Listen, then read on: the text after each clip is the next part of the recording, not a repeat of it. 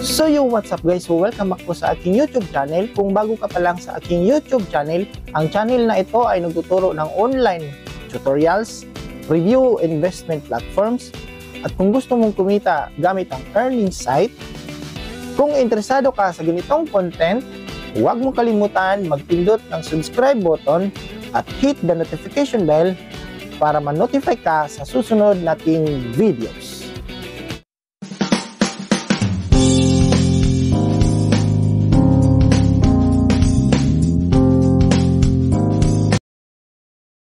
Disclaimer: this channel does not promote or encourage any illegal activities.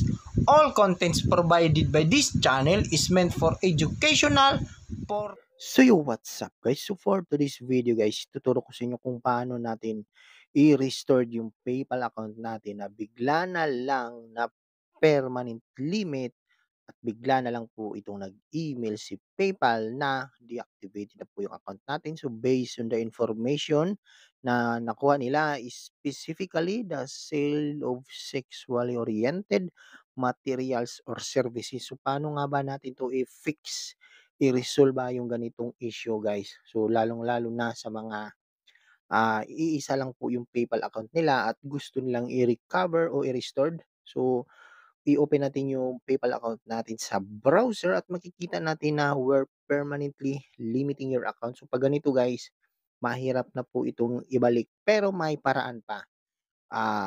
Subukan nyo lang itong paraan na ito para ma-restore po yung account nyo. Kasi sa akin is gumana po siya guys.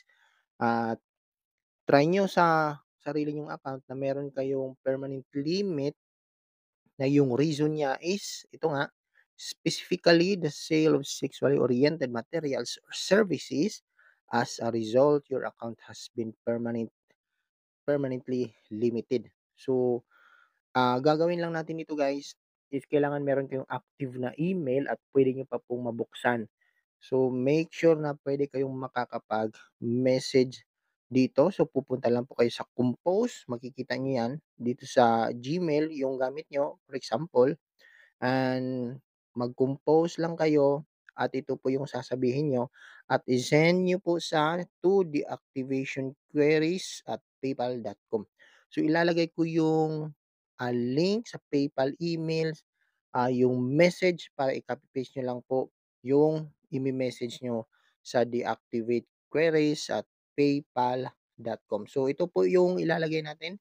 So huwag mag-alala guys, ilalagay ko sa description dito sa ating video para i-copy paste nyo lang at sundan nyo lang po yung ginawa ko, and after uh, less or more 24 hours, i-open natin yung PayPal account natin sa browser kasi mas updated po sa browser. Ayun.